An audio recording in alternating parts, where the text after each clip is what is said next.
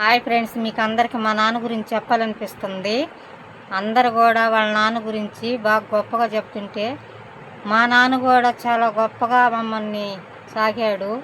మా నాన్న గురించి కూడా చెప్పుకుందామని మీ ముందుకు వచ్చాను ఫ్రెండ్స్. నేను ఈరోజు అందరూ నాన్నల గురించి చెప్తుంటే, పోయిన ఇదే సంవత్సరం మా నాన్న ఉన్నాడు, ఈ సంవత్సరం మా నాన్న లేడు, చనిపోయాడు.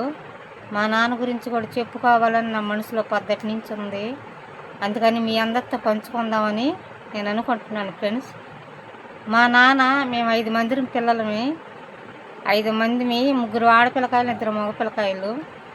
మా నాన్న మమ్మల్ని చిన్నప్పటి నుంచి కష్టపడే జాబులు, ఆస్తులు ఏం లేవు ఫ్రెండ్స్. మా నాన్నకి కష్టపడి మమ్మల్ని 5 మందిని సాకాడు. మా నాన్న గుణాద్రాలు తీసేది, ఇల్లులు కట్టేది, బేస్మటాలు అవన్నీ బాగా కట్టేవాడు, బాత్రూములు, లెటిన్లు కట్టేవాడు. అన్నీ చేతి పని భలే చేసేది మా నాన్న. ఎంత బాగా కట్టేవాడు అంటే అంత బాగా. మా ఊళ్ళో అందరూ ఫలానా సిద్ధయ్య, ఆ సిద్ధయ్య కడితే నీట్గా ఉంటుంది, బాత్రూములు కట్టినా, జలదారు గుంతలు కట్టినా బాగా కట్టేవాడు అని అందుకుగా వచ్చి మా నాన్న పిలిచేవాళ్ళు. మా నాన్న అందరు పిలిచి పనికి ఈరోజు ఆ రోజు అనకుండా మా నాన్న కోసం మా ఇంటి చుట్టూ తిరుగుతూ ఉండేది, అంత బాగా చేసేవాడు పని అని. మా అమ్మ చచ్చిపోయింది. మా అమ్మ బస్ కింద యాక్సిడెంట్ అయ్యి చచ్చిపోయింది.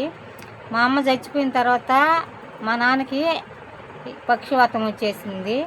పక్షవాతం వచ్చిన తర్వాత మా నాన్న ఇంకక్కడే వాళ్ళ దగ్గర, మా అన్న వాళ్ళ దగ్గరే ఉండిపోయాడు.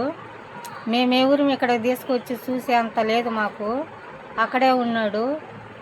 ఆయన గురించి అనుకుంటే నాకు ఎన్నో రోజులు, ఈ 6 నెలల దాకా అవుతుంది మా నాయన చచ్చిపోయి.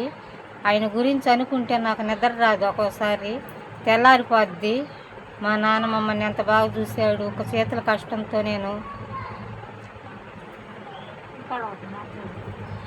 మా నాన్న చేతుల కష్టంతోనే మమ్మల్ని ఎంత బాగా చూశాడు. మాకు 3 ఆడపిల్లలకు పెళ్లి చేశాడు. ఆయనకున్న దాంట్లోనే మమ్మల్ని బాగా చూసుకున్నాడు. నాకు చిన్న వయసులో భర్త చచ్చిపోయినా కానీ అప్పటి నుంచి మా నాన్నే మా పిల్లకాయలని ఇద్దరిని, నన్ను కానీ పోషించేవాడు. ఈరోజు మా నాన్న లేకపోతే నాకు పద్ధతి నుంచి అందరి నాన్నల గురించి చెప్తుంటే, మా నాన్న గురించి కూడా చెప్దామని నాకు మీ ముందుకు వచ్చాను ఫ్రెండ్స్.